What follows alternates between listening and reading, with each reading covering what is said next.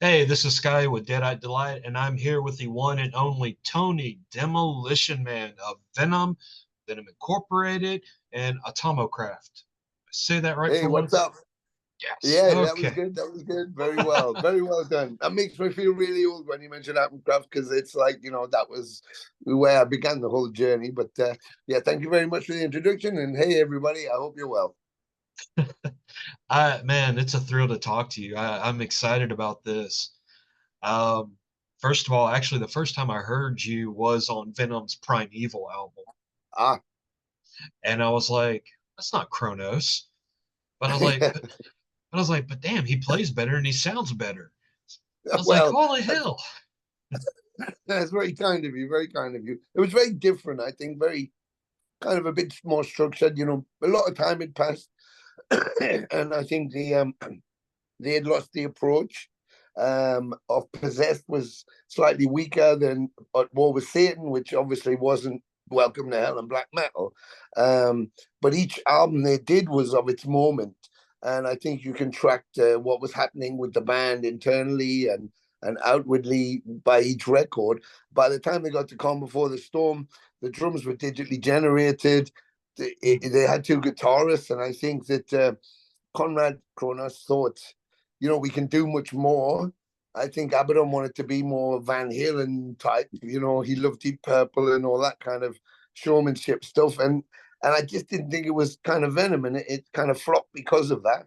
And then Kronos made the decision, well, if I can't do it with Venom, why don't I just go and do it myself? So he took the two guys went to Boston, where Mike Hickey was from, stayed there and got a 6-month visa and gave it his best shot as a solo record.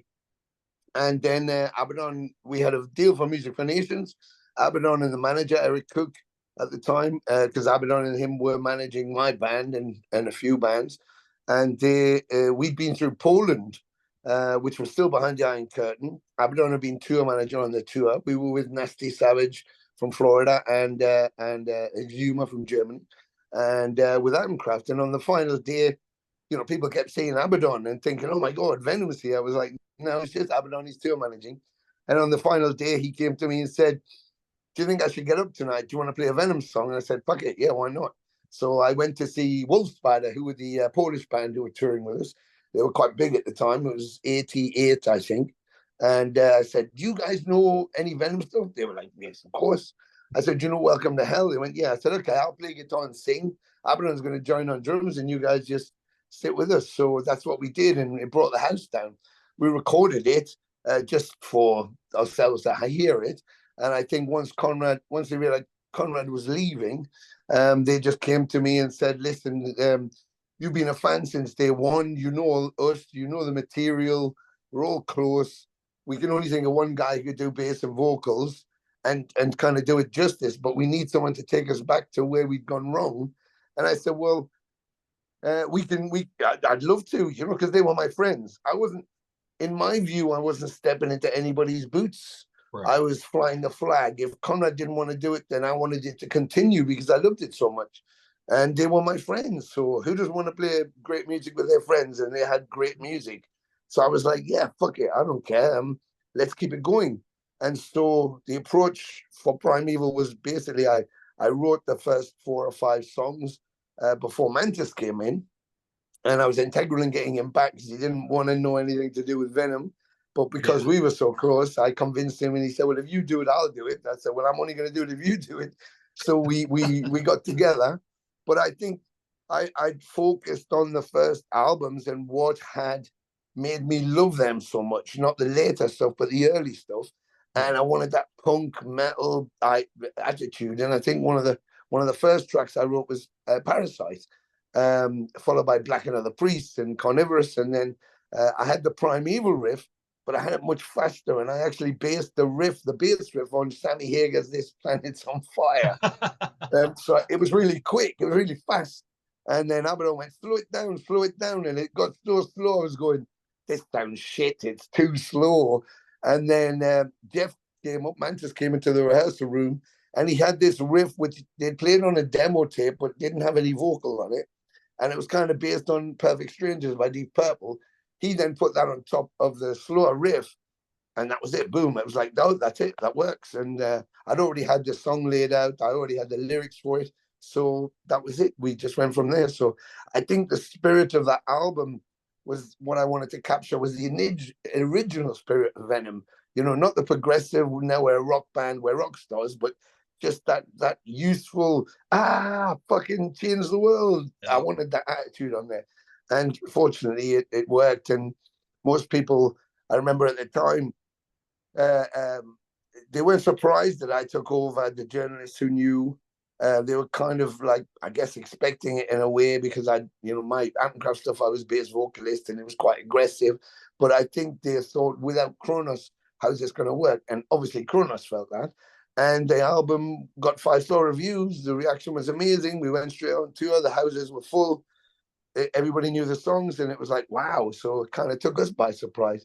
But it was a really good time. It was really, really good time. And I'm glad, if had I not done that, and those albums, although the next two were a bit weaker production wise, because they wanted to steal the money. So they didn't want to pay for a producer. They cheap artwork.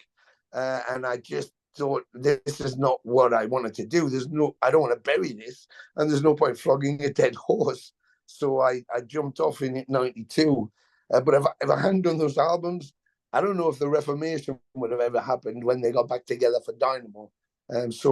And certainly then subsequently what continued with me in Mantis, and obviously with Kronos, with his Venom lineup.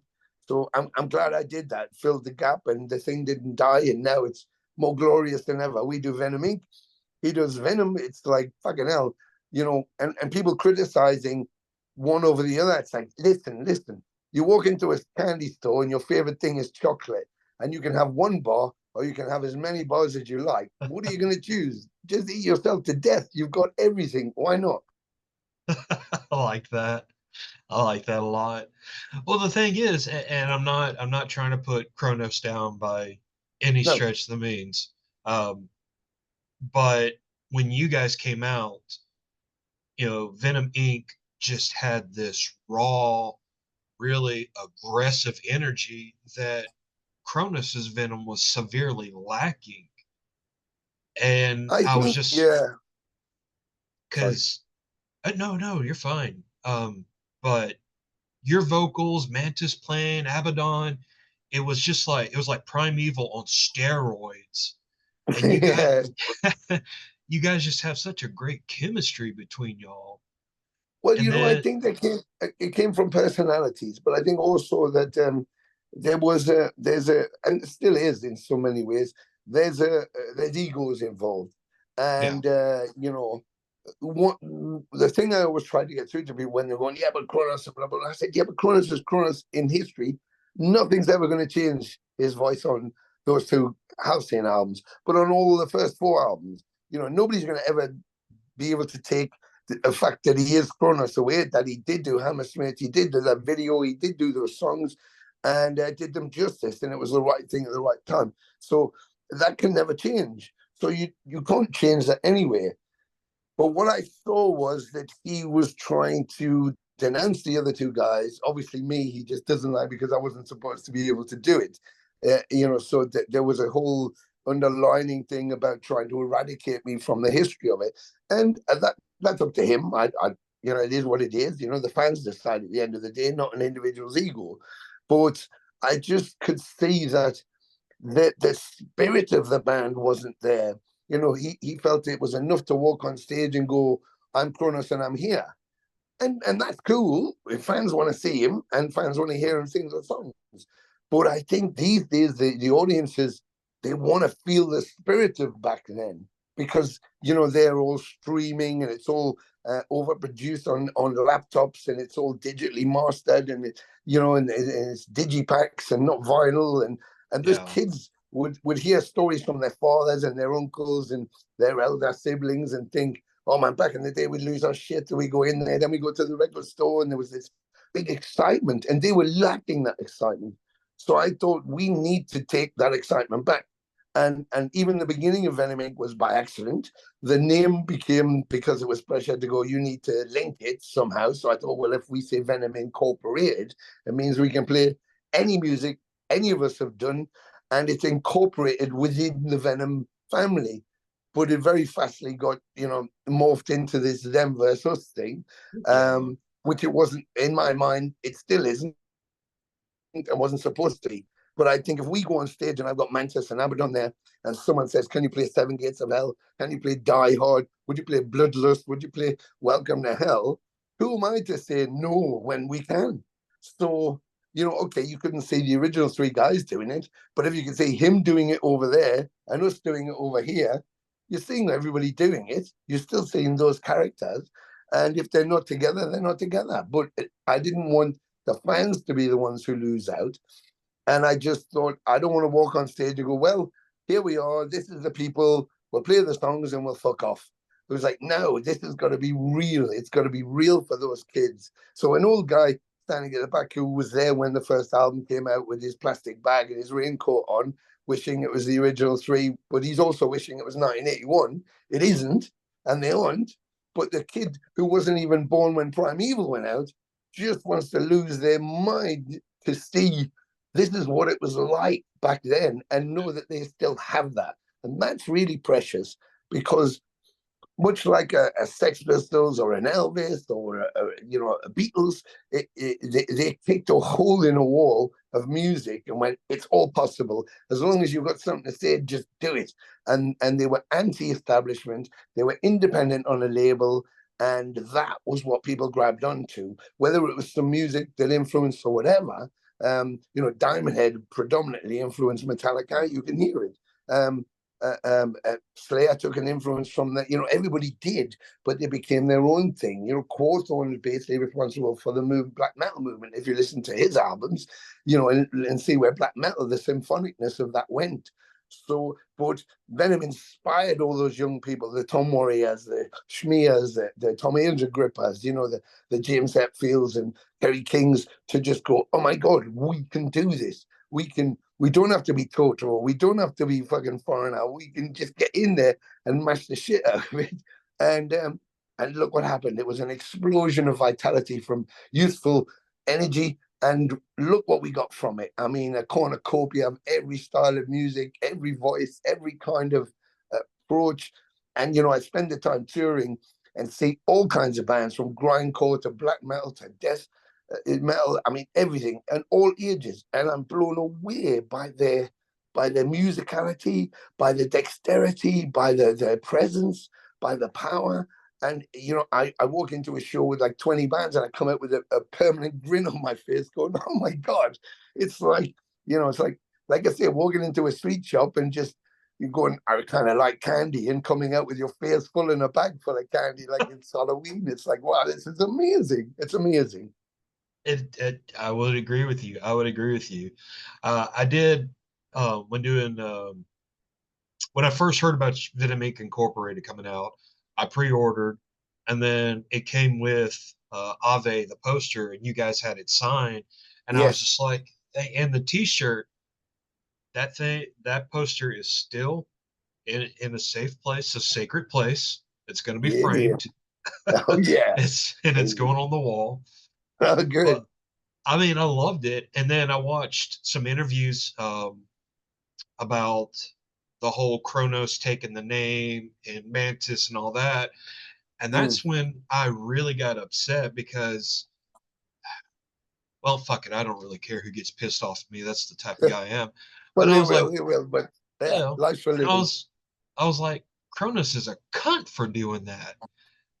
And I was just like, why would you do that to somebody? Well, you know Especially, what? I mean, I think obviously there's a lot of political. I know I'm cutting in there, but I just want to underline, the situation being that Jeff had lost his mother.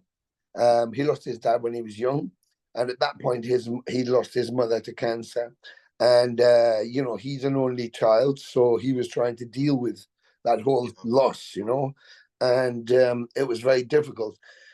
And Jeff is not a multitasker. He kind of is quite a quiet guy, and he needs everything to be in order. I don't know if it's a syndrome or whatever, but that's kind of how he is. And he just couldn't deal. He had to focus on dealing with that trauma. And at the time, Conrad wanted to continue wanted to do the next thing. They'd done Resurrection.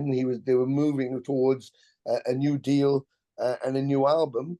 And so I think he was signing with Spine Farm. They'd lost a deal with SPV, and Spine Farm, who was a subsidiary of Universal, and the guy who's the main guy there was a guy called Dante Benuto, and he used to be the editor of Kerrang magazine. And he was a big Venom fan, and obviously a friend of everybody, particularly Kronos. And so there was a deal on the table. Jeff just needed time and said, and when Conrad said to him on the phone, listen, do you mind if I continue then with the name while you're sitting out? Jeff was like, I don't care what you do. Yeah. I've got to focus on this. And so Conrad seized that opportunity. Already had Mike Hickey in place because he must have sussed what was going to happen. And that was it. He signed, and the rest was left to history. It was only, looking back that Jeff then realized that, what had happened, because it happened so quick, and how he shouldn't have relinquished that. But he did, and so, I mean, in a way, I suppose, is Conrad a cunt? Well, he took advantage of a situation, but he wanted to keep going. And, what are you supposed to do? Just wait indefinitely and lose a deal? And, so I can kind of see why he pushed forward. But he should have, in my opinion, he should have at least discussed with Jeff the situation. Yeah. And then Jeff could have said, listen, give me a couple of months, or, give me a few weeks, or whatever it was. Or I'm not interested, you do it. But he didn't. He kind of knew where Jeff was, knew how Jeff handles things, and he took advantage of the situation, which I think Jeff regrets. But it happened, and what can we do? What can we do? Well, what you did was the best thing in the world was do your own project Yes. and bring everything together.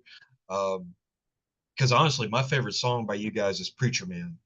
Um, Yeah, one of Jeff's classics. I mean, a fantastic song, fantastic song. especially from someone like me who's in the Bible Belt of the States, where we have a church every 5 feet, and I'm like, Yes, it's so like in England we have a pub on every corner, and in the Bible, but you have a church on every corner. I'm like, how many fucking churches are there? Yeah, in my city, I think at least 12. 12. I mean, Yeah, my God. Yeah, I yeah. hope they're all full. I hope they're all full every Sunday, or somebody's getting a short shrift. I wouldn't know. I No, don't yeah. go to them. I Oh well, wouldn't there you know. go. There you go. There you go. Yeah. Uh, not the religious type. Sorry, none. I just No. can't do Yeah. it. No. Yeah. I can totally sympathize with that.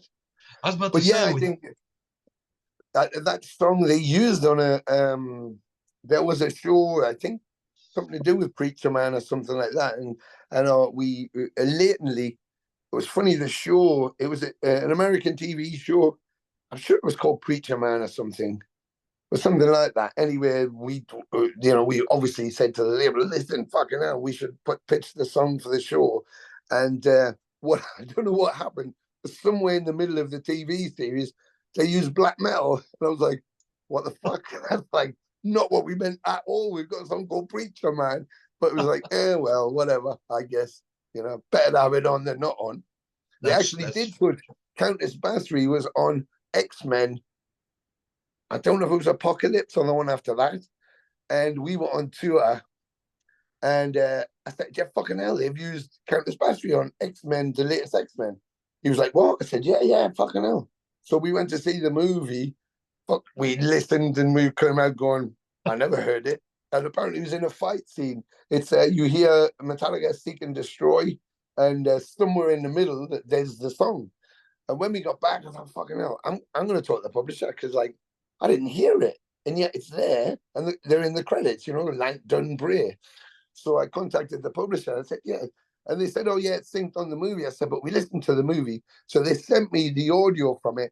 And the only bit they used was the very end of Countess Battery. So nothing you could recognize, just the noise at the end. I was going, brilliant. Fucking hell, they wrote a whole song. And the only bit you use is the noise at the end. But never mind, it's still there. So bit of uh, trivia for you. Bit of trivia for you. hey, I'll take it. I'll take it. Brilliant, yeah. How's Jeff doing, by the way? Well, he when he had the first heart attack, I flew out the next day to Portugal, and he died in the ambulance. And he was out for about a few minutes, 5 minutes maybe, and then they managed to bring him back. And of course, he was very shocked. Um, but they gave him a bypass, double bypass, and he got better, and he was feeling pretty good. But I think in his mind, he was a little, not quite all there, and he kept questioning because we lost so many friends because we're kind of getting old now. He wondered why he died but came back because he kept going to me. I died. I was going, but you're alive. He's going, but I died. I'm going, I know, but you're alive. And it was like we're and it's like maybe that's for a reason. It wasn't your time. But I think it's still playing in his head, going, fucking hell, I don't understand, because he saw the other side, which I took for the title of the album, There's Only Black, because that's all he saw. Yep. But then his wife got a bit sick after that part one of the US tour last year, and she was diagnosed with a cancer. It seems to be wrongly diagnosed now. She's still got stuff wrong with her, but it wasn't as bad as we thought. But they're still trying to figure it out, how to repair her. But he was preparing for festivals because he didn't kind of want to tour because she was sick. And I said, well, you can't just leave her in the middle of Portugal. You can't. So we'll try and work around that. But he was preparing and getting fit and ready for festivals because we could do that over weekends or a couple of days midweek. So that wasn't so bad. And if we focused on European festivals, then he wasn't so far from home should he need to get back. And I said, well, if there's any problem, I'll fly you straight back. So don't worry about it. And then I think a couple of days before, or maybe a week before Hammer Sonic in Jakarta, which was in Indonesia, I didn't hear from him for like 2 days. I thought that's very odd. So I messaged him again, and then I called him, and he said, I'm in hospital. And I was like, fuck, and now what are you in hospital for? He went, I took another heart attack. I was like, no. So that's kind of wiped him out for now. And of course, the doctor said you cannot, no stress, and you cannot go be playing these fucking things. So it was like, oh shit. So I had to think of something else. So yeah, the second half of the US tour, he didn't go because his wife was sick. So I managed to get Mike Hickey, who obviously was with Kronos for the Metal Black album and was there Venom for Calm Before the Storm. He graciously joined me, and had most of the tracks down, and we finished the second half of the US tour. And then Jeff was preparing for festivals, and yeah, a week out of Hammer Sonic, he took a second heart attack. The bypass was okay, but it was another two valves. But it's just done his head in completely because now he's if you had a friend who's sick, maybe they got a cancer or maybe they had some kind of sickness, you can kind of say, yeah, I know someone who had that, or this happened to me, or I've been feeling bad before. But when someone's died, unless you died, what the fuck can you say? So it's like Yeah. I can't. There's no experience I can give him that I could come close to help him. And so it's about some mental therapy and physically. But I think even if he gets on a kind of understanding keel about it and the physics of it, the physicality of it, the biological side of it, in your head, it's like every time I step out the door, it could happen again. And Yeah. he does not want to die on the other side of the planet or on an airplane or running through an airport or in a hotel room by himself. And so he always said, if I go, I want to be in my own backyard. So it's a struggle at the minute. But I said, listen, I'll continue on. We'll do all the committed stuff. And you just tell me when you're ready. I have to keep it going. We just signed with Artists Worldwide. I signed yesterday. And so that's a huge step up for us. Good Yeah, we did the job. South American tour, which was mind blowing with Possessed. Every night was like 3, 4, 5,000 people losing their shit. And it was mind blowing. Hammer Sonic was 18,000 people lost their shit. It was like, oh shit. So, the juggernaut's moving and moving very well. I've done 3 live assault series, which I'm going to be releasing towards the end of the year. A new EP is winding up.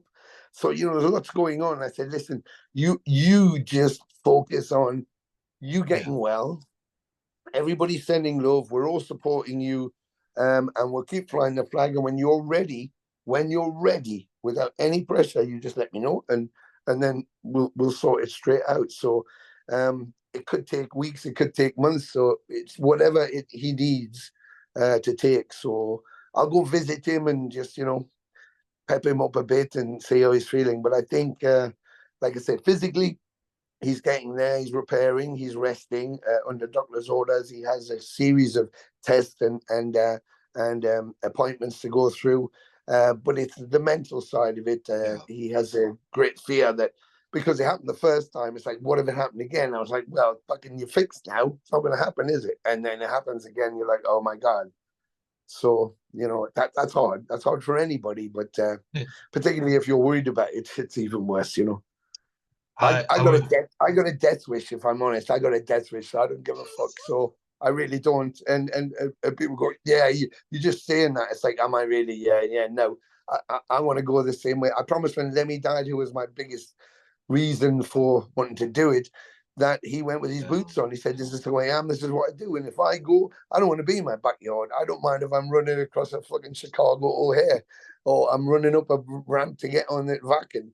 That's the way I want to go. I want to go doing it, like he did." Yeah. I mean, I'm not gonna lie. I was about to call you an old codger. I am an old contact. Old Well codger. done. Well done. There's an Englishism for you. Good work. I do know. I do know some English. Very But I well done. mean, That's a really good one. you guys. I mean, the way you guys are in London, it's like some of the American guys need to take some lessons from you and just keep going and going and going. But with everything in the States, though, things have kind of progressed backwards, I would say. Yeah. And a lot more people are just kind of not wanting to commit as much as they used to. And that's sad, because COVID did a hell of a thing Yeah. on everybody. Yeah, it killed all of us, didn't it? I mean, mentally, it just fucked us all up, and it really wrecked a lot of. Yeah, because I mean, who would have known the world would have paused like a pause button for like 2 years, and Yeah, every country was blaming their governments and blaming their PPEs and just blaming each other, and there was this all, and it was like, listen, whatever happened, we all just fucked up. We shouldn't have been doing that shit in the first place, whoever it was, and it got out, you fucking idiots, and it's killed half of us and locked the other half of us down. And whether you're pro-injection, anti-injection, conspiracy, non-conspiracy, it's China, it's America, it's fucking France or whoever it was, it doesn't matter. At the end of the day, we all got fucked because of it, yeah. and we can't let that happen again. We cannot let it happen again. And I think that yeah, it affected particularly the music industry. But and yeah, okay. There's a trooper attitude of keeping going. If you're British, that's just how we are. It's like you've seen the Monty Python sketch where the Oh black yeah. knight gets his arm cut off and then his other arm cut off his legs. That's so English. Go, come back, I'll bite your head off.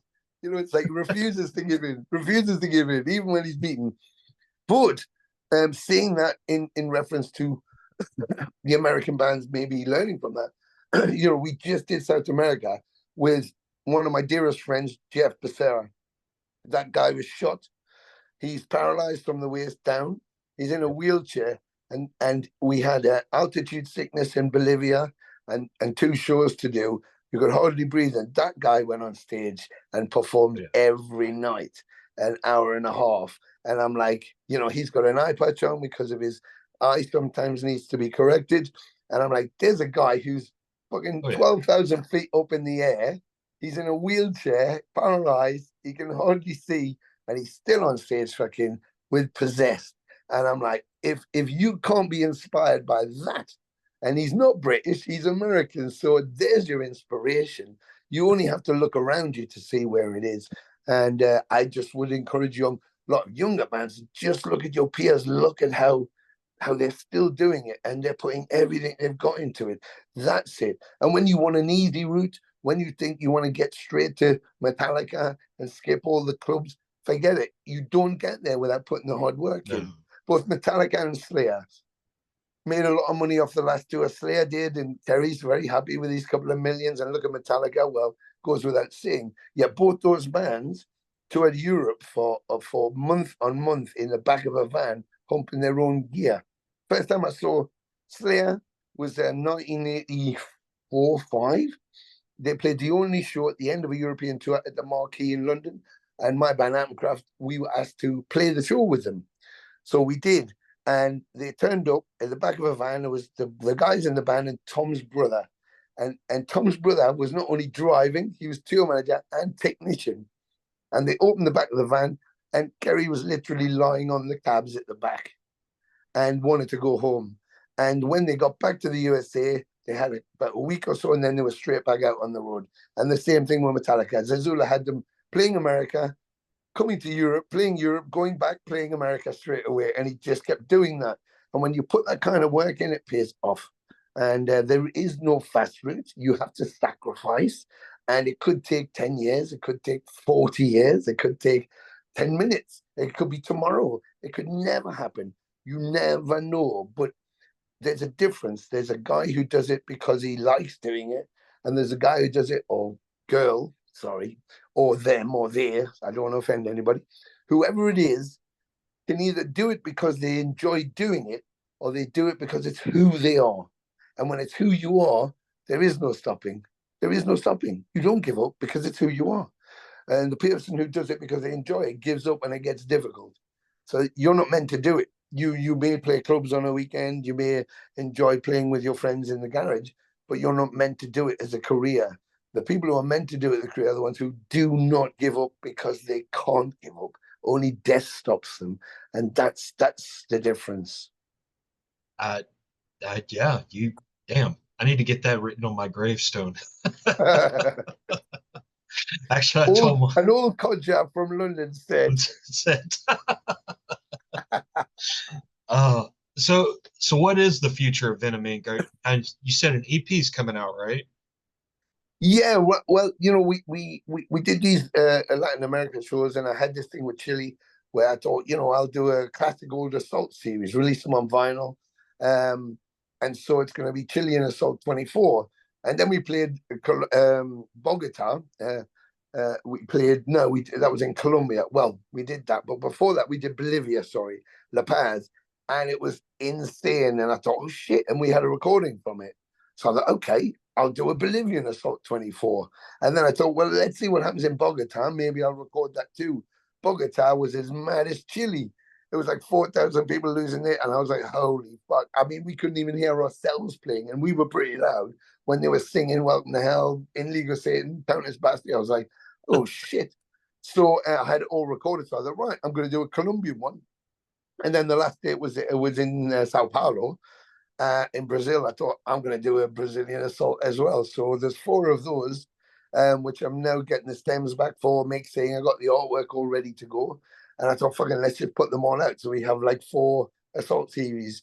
And I'll continue doing them. I'll do the American one. And hopefully next year, January, February, when we tour in the States. In 25. And yeah, and then I thought, well, hang on, because we're at a crux point where I don't want it to be another 5 years before the next album goes out, because it was 5 years between Harvey and There's Only Black, the last album. And of course, COVID in the middle. So, you were stuck. But I don't want it to be that big a gap. And we had the second album kind of lined out anyway. We had another 12 songs, but I'm kind of revisiting them now. And I thought, well, actually, I'm going to pull a couple of those out that didn't make the album and put them on an EP as an interim piece just to give somebody something. So it'll be the EP will go out, probably a 4-track, and then followed by the Assault series albums. And then, or tours will happen. And in the meantime, we'll finish off the next album. So next year, we can put the album out pretty early. I'm thinking around about March. In the meantime, we have some festivals. Monteclair, we have a French festival, a Romanian festival. We play Texas, Austin, I think, Headbangers Ball or something. And then we have because I've got the new management that we did with Artists Worldwide, we have a run with a couple of big name bands, which we're just waiting on pending when that is. So I'm sorting out visas now because America's in English for the visas is a nightmare. Oh, yeah. Oh, yeah. Which always blows my mind, because they go on about this, the whole, people coming in and getting in for nothing. And then as English, we have to go through all of this application. It takes 6 months. It costs $5,000. If you expedite, it's $10,000 just to get a work visa, which takes you from when you come in to when you go out.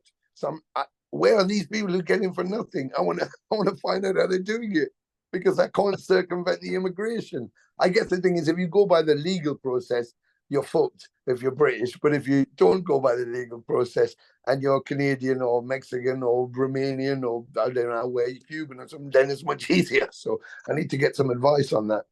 But yeah. So and then we got a European tour, which will be October, November, and we're hoping that we can match that with Possessed, carry on what we just did in Latin America because it was so successful, and take that through to Asia and Australia. So yeah, kind of busy towards the end of the year, which is great. Which is great. I I think the festival you're talking about in Texas, Hell's Heroes. Hell's Heroes, that's it. Yes, Hell's. What did I say? Headbangers Ball. I couldn't remember. So I was still in my old MTV phase. You see, I'm an old codger. But yeah, Hell's Heroes. Yeah, that's the one in See, Austin. Yeah, so you guys will be playing that next year? they haven't announced it, so none of you have heard that yet this year. But none of you know that yet because they You haven't know, announced. I just realised. Oops. I don't know what you're So talking about. just yeah, nobody had heard that at all. The top tip, but nobody's heard. Yeah. You know what? I will. What's funny is later on today, I'm going to be interviewing Christian, who started Hell's Heroes Festival. He's the No one that way. started. Yeah, Oh no way. yeah. Well, don't tell him that I'm fucked up, otherwise he'll go right. Fuck him. He'll dump me. But if So you do apologize, say he was very sorry. He's very sorry, but he is uh, old and he doesn't know what he's talking about. I'm not quite as old as Joe Biden or Donald, but I'm kind of not that far behind them, I guess, in real terms. well, if you guys are going to be at that festival, then that'll be the one place for me to come and see you. It's not. It's about a 6 hour drive, so I would love to come and see you guys. That'd be well Oh, worth you the should. trip. You should. I promise it will be worth it. I promise it will be worth it. Yeah, yeah, it'll be worth it. I get to see people that I grew up listening to. Shit. Bosh, and I'll guest list you. You can tell him that I'm putting you on my guest list, so that's so you don't have to worry about paying. If you're coming 6 hours, that's a 6 hour drive back as well. So then you could be my Wow, guest. that's an early birthday present for me. Thank you so Well, there you go. much. There you go. It's the least I Thank could you. do. Fucking hell, you're traveling 12 hours, so it's the least I could do. Hey, I trust me. I've traveled the world. I've been on a fucking airplane for 14 hours. Oh yeah, fucking hell. And the Yeah. jet lag kills you, and then you can't find your fucking luggage, and Oh my then god. I had to sort everything out with the passport. And when I finally got to where I was going, I woke up to the customs office. I said, I'm here. I'm doing some work. And I was like, do you want to see my visa or my passport? And they're like, no, you're fine. Just go. You're like, mother. I was like, what the fuck? Yeah. Hell yeah. Yeah, I feel you, brother. Yeah, I feel you. Yeah, been so, there, got that t-shirt. so my friend was like, where are we going to? I was like, the first fucking bar. That's where we're going to right Yeah, now. exactly. Yeah. We're gonna get mashed. We're gonna get so mashed like this. Yeah, uh, absolutely. that's why I hate traveling sometimes. It's a load of shite. Ah, see, I know more of your Brilliant. term. Very good. You're rocking it now. You're rocking it now. My wife always jokes. She knows when I'm mad at somebody because I will call them a cunt, and she's just like, Brilliant. "Oh, he's pissed." Oh, he's English now. He's gone English now on your ass. You don't want him Well, English on your ass. well, I grew up watching English comedies. You Oh, yeah, know, you are. Red Yeah. Dwarf, Mighty Oh, Python, fuck. There you go. There you Are You go. Being Served, all that stuff, and it just Yeah. absorbed into my mind. So people Yeah. in the South, when I say certain things, they kind of look at me and they're like, "What?" I was like, "Never mind, Yeah. just fucking never Yeah, just mind, man. Move on, just move on. There's nothing to move see. on." Nothing to I'm see here. I'm done with you fucks. Move on, move on. Piss off, piss off. Yeah. I used to have like my every other word was fuck. And then I'm like, when you swear a lot. And then I used to say, I have Tourette's, you know, I can't help it. So then I could just say fuck all the time. And people go, yeah, I think he has Tourette's, you know. But I didn't. I didn't. I just like the word, so I use it a lot. And it's a beautiful word when you think about it, because it's for like, oh my God, you go, fuck. And Yep. then it's for, oh yeah, I'm so pissed off, fuck. You know, you drop something on the floor, fuck. So it's Fuck. like one word, and you can just have a whole conversation with someone. I love that. I love that. That's the way I to did. that's the way to use as little verbosity as possible. Just one word, that'll cut it. Yeah. I agree. I agree. The only thing is, Yeah. I have to be really careful now because I have very young children still, and I'm Yes, like, of course. Yeah. and I'll say something, I'm like, oh fuck, and my wife goes, you just did it again. And I was like, I fucking Yeah. did what? And it just That's keeps exactly going. what I do. That's exactly what I do. She would go, you just swore. And I go, did I? Oh, fuck, I'm sorry. Fuck, Now so, you're doing it again. I got fucking hell. It's like, will you just go? It's like, once you start, it just keeps going. But, you know, I think even with young children, it's about, you know, parents have a responsibility to teach them yeah, and to guide them. And I think if the first word they've got is duck or dada, and the next word is fuck, they got fuck, duck, and dada. I mean, that'll get them through the first 3 or 4 years of primary school and nursery, won't it? You know what I mean? I mean, you know, it's just I'll let how they use it. That's the hardest bit, when they use it. But as long as they don't use it with their grandmother or their grandparents, they'll be all right. They can use duck and dada with their grandparents and say fuck for nursery or primary school or something. I'll let my wife. I'll let you talk to my wife. She's Yeah, Italian, so I'll talk to her because it's like you explain it. self-defense. You're teaching them to defend themselves. They might need it. You know, they need to be prepared. Uh, it is crazy. The So with my wife, her family, she grew up very religious. Right. Um, my family, they didn't give a fuck. There was no All right. Bible, no God, no nothing in our house. Yeah. Um, so with my wife, we have to go to church at least for Mother's Day and Christmas and Easter. I'm like, you know Okay. what? Fuck it. It's a compromise. I don't give Yeah. a shit. I usually wear one of my band t-shirts underneath a nice little button-up Oh my shirt. God. All right. Not I mean, it's goat not. whore or something like that. Just don't wear goat whore or goat penis or something. Because there's 7 churches. They go, no, you can stand at the front next to the priest. Oh no, I feel like I'm gonna burn every time I'm in there, and I'm like, yeah. Yeah, don't look at me. Don't look at me. Fuck, he's looking right at me. Stop it. But the thing that's funny to me is the one time we put our 1 year old daughter in the nursery, she got fucking scarlet fever from the Oh, shit. nursery. No And way. yes, yes. And my Is wife this goes, your what if, daughter? Is this someone who was just sick? Oh, yeah. shit. Oh, that's And what happened. and my wife, with my morbid, dry sense of humor, she's like, she's fine. I was like, yeah, it just means we don't fucking ever go to church again. Yeah, exactly. Church did that. Church did that. God did that. Your God did that to Your our God daughter. did that. Yeah, exactly. Yeah. So Fucking hell. I love giving her shit about that. I was like, look what your God did. Yeah. To our daughter. Oh my God. Yeah. No, true. Yeah. That's good. That's very good. Yeah, if there's a hell, I'd be going to it. But like, uh, Yes. like, Wow. like Mantis with his experience, I had a near death experience, and Oh, I didn't see shit. It was nothing but black. That's it. yeah. And I was I mean, like, I think from what he described when he died, he said he was screaming at the top of his voice and fighting and screaming. And he said he saw a vortex. It's like by his stomach, and it was just pulling him towards the stomach. And he started to go in and just saw nothing but blackness and fought to come out. And of course, then he came out and saw the doctor's face, and he said, "Oh, the paramedic," and he said, it's okay, calm down. You died, but it's okay. We got you back."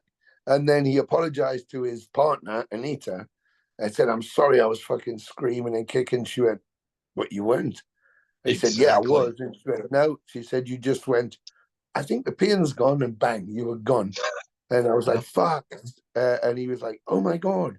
And so, but I said, it's the idea is that we're constantly searching, we're constantly pushing frontiers. You know, the migration of humanity across the planet is searching for, you know, the end of the planet and searching for the next thing. What's the next thing? And we constantly spend our life looking for knowledge and searching. What happens if I do this? What happens if I climb up there? And you know, you want to Yeah. do these experiences to push your limit to say, where do I end? Is there an end to me? And what's at the end of the universe? What's in a black hole? What happens Yeah. when we die? You know, these questions we do, and people get solace from, you know, their Muslim God or their Christian God, or, you know, believing in something else, Buddha or whatever. And some people like ourselves just have faith in ourselves that we Yeah. create, that we cause our own destiny, and that's the path we follow. And so nobody's wrong and nobody's right. It's just some people need something else and some people don't. Um, you know, but I think that the question is always with us of what is next, what happens next. And it's something insurmountable we can't answer because we can't get to the end of the universe. You could enter a black hole, but you can't come out to tell me what was in there. You die, I die, he dies. We all die differently and we all experience something different. But you have to commit to those things. So if you're going and you come back, you didn't commit to it. So what do you see when you don't commit to it? But what happens if you did let yourself go? If you did go, what would then happen? And you know, and I think that like on the album, there's only black. The whole idea of that is the kind of black hole and the circle of energy. It's like light is energy and energy is light, and Right. that's what we're made up of. Our atoms are held together by it. If that goes, we decay. You know, and we exist in the shell that's this shell that we can see, but we don't feel that that's our soul, that's our spirit. But where does that go afterwards? Or maybe it just goes back into the ether. Maybe it becomes energy particles again. It becomes light, and we fly off into wherever. Where do we come from? Probably from a meteorite. With the Earth was bound in life, probably on the planet from a supernova. So, you know, we're looking for aliens. Maybe we are the aliens. We weren't True. here, but now we're here.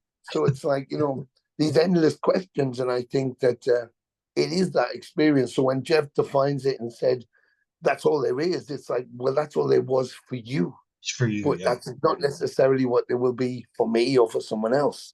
And the difficulty with it, the brain fuck, if you like, is that when it does happen to you, and you go, oh my god, I'm so wrong. It's this, it's that, the other. You can't go back and tell everybody. You can't.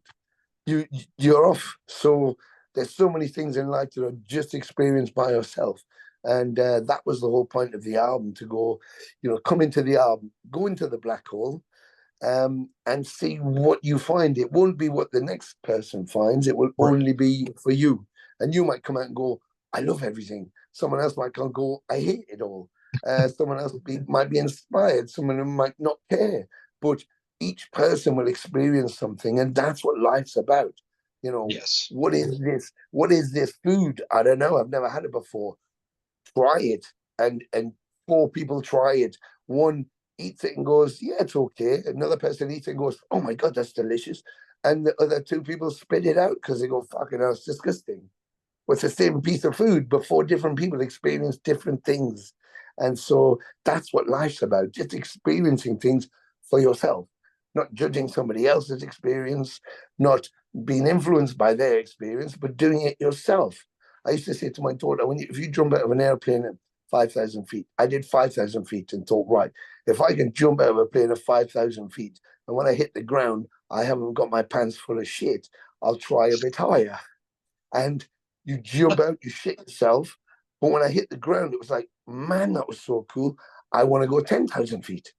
And the weird thing is the higher up you go, the more beautiful the experience and the easier it is. You would think, well, I need to be closer to the ground. But actually, it's the anomaly is the closer you are to the ground, the more you can sense the impact. The higher up you go, you don't sense an impact because it's too far away. So your Yeah. mind goes, I don't know when you're going to hit the ground, probably in about 20 seconds. So don't worry about it. Whereas if you're standing on your roof of your house, you know you're going to break your ankles as soon as you jump off. Yep. So your mind stops you and fills you full of fear. So the higher up you go, and that's the analogy for life. The higher you go, the easier it is. The more you can see, the more perspective you have, and the more glorious it can be. So take yourself as far as you can go. When you believe in something, it could be your music, it could be what you do for a living, your engineering or your art or whatever it is. If you go, this is who I am and I love doing this, take it as high as you can go. Risk it, just sacrifice, go for it. And you'll find out, you'll find out something positive at the end of the day. You'll be successful if you set your goals, reachable goals. Do a movie, to go, I'm going to be Tom Cruise. Well, Uh, if you're not Tom Cruise, you're going to let yourself down. But if you go, I'm going to do a movie. When I did a movie, I just wanted to do a movie. I did more than one. I wanted to do a TV show. I did more than one. I wanted to do theatre, Shakespeare. I did more than one. I wanted to make an album. Well, I've done more than one. But if I took everything away as the success level, I wanted to do an album. I did it. I wanted to do a movie. I did it. I wanted to be with a Shakespeare company. I did it. And I wanted to be on TV. I did it. So everything after that is a bonus. But just keep your goal reachable. And when you reach it, be happy with that and then set your next one. I God, for an old codger, I should hang out with you and have a pint. These are like pearls of wisdom being you remind me a lot of my dad, Thank but you're you. Is just that you I don't even know. That's a couple after you said yes, I'm an old that's codger. Is it? All that's right, brilliant. that's a high Okay. compliment. He was Oh, well, thank you. he was my hero. Ah, He was fucking crazy, but he was my hero. good, good. The old ones are the craziest ones. Oh, uh, for such Well, a for such it's not about trying to dictate to anybody anything, because I'm certainly not trying to do that. And it's not about trying to be wizened and aged and well traveled. I'm simply talking from experience. This is the experience I have. I'm a very kind of a Luciferian, if you like. I like to bring knowledge to people. I like to bring light to people. I like to make people feel who they are and realize who they are and what their potential is. And that's my role. So I put people first and me last, because I don't need the energy. I have all my energy. I know who I am. I know where my path is. And so the more I can give and the more I can inspire, because if you inspire someone, you're in turn inspired by them. You just said something to me which is amazing, and that's inspired me to keep keep putting that positive energy out there. So and if I'm inspiring somebody else, somebody's listening to me and you talking, they're inspired by what we're talking about, then we've done our job. We've inspired someone. We were inspired, and now we've inspired someone, and oh that's why we should be doing this, and what the positive side of this kind of thing is. and see that philosophy you said Luciferian, and I was like, wow, he I know exactly where he's at because that's the path I follow. And I was like, yes, thank you. Yeah, yeah. Somebody with a fucking brain. Well, people think it's like, oh, so that's a satanic thing, and it's like, well, yes, of course, I guess you could see that, but what is the satanic? What does that mean? Anti-religion, anti-state, or freedom? America talks about being freedom, the only true free country in the world. We're free in England. They're free in fucking France. Everybody's free. Yeah. But the governments dictate, maybe communists aren't as free as us, but, they have their freedoms within their world. Someone in Missouri, in their town in Missouri, is as free as anybody else on the planet, as free as somebody in Kazakhstan by the steppes of of Mongolia. They're free too. However, the government takes from them, but so does the state take. Missouri takes a state tax, then the feds take a tax. They make Oh, you pay into a 401k, but when you retire, you don't get $401,000. You might get 110. It's like, well, hang on, why is it called a 401k when you don't give me that? You pay for health, and so there's restrictions. You can't just park your car anywhere. You have to park in a parking zone. You can't just pull up at an airport, leave your car, and fucking go on a plane. No, you've got to follow the guidelines. So, what is freedom?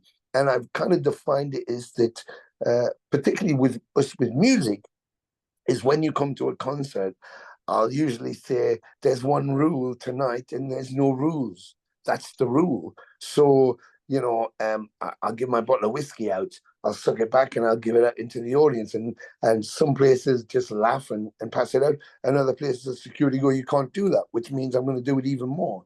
You can't smoke on stage. First thing I'm going to do is light a cigarette up. Because Sure. it's like, fucking hell, for one day, one night of our lives, we have to still follow the rules. It's like the whole idea of the music is freedom. So when you're in front of the crowd, when you're right there and it's right in your face, I'm not thinking about where I parked the car, whether I've got to be at work because I forgot to pack that box my boss said to do tonight, or my accounts, or my electricity bill, or food shopping because I needed to get milk. I'm not thinking of anything. I'm just in the music. I'm just in the music. And it's the one time that we're actually free to just be there. And so I think that's really important that we have that. Live music is, you can sit in your room or your basement, your den, and have all your tunes blasting and play your guitar or your drums or whatever, and release that way. But when you're at a concert, you have to give yourself over to it. And that's the most beautiful thing you can be. And it could be any kind of music, from Taylor Swift to Beyonce to country music to Waylon Jennings. It doesn't matter who it is. It's the fact that you let go. When it's your favorite, you just let go and it just happens to you. And it's the most beautiful thing. And we need to have that. Everybody needs to have that, which is why supporting live music is so important. Streaming, great. If you want to buy vinyl, great. If you want to buy cassettes or CDs, great. You should have the option to buy whatever you want in any format. But but live should be the place you go. It's our church. Yes. That's your church. That's Yep. your church to go to free your mind, free your soul. And when you come out, I used to say, I was raised as a Roman Catholic, and I used to have to go to church, for all the same things you were just talking about. And I was christened and all that stuff. But when I used to leave church on a Sunday, I'd see people smiling. They weren't like smiling, they didn't seem happy, they'd just been at church. But when I come out of a napalm death concert or a Cannibal Corpse, everybody's sweaty, smiling, Yep. animated, hugging each other. It's fucking yes. Everybody's so which is the one that's supposed to be good for us?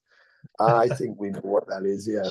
Uh, I'm thrilled to death. This has been one of the best fucking conversations I've had in a long time. Thank you Oh, so well, much. good. This Well, is good. I'm awesome. glad. Uh, It's a pleasure. it's wow, wow. Only thing I ask is just me and you stay in touch after this for sure. Absolutely. Well, you're coming to Austin for a start, so we're gonna be there together drinking some whiskey, and Fuck you can yeah, have beer and vodka, yeah. But yeah, we yeah. will. We will.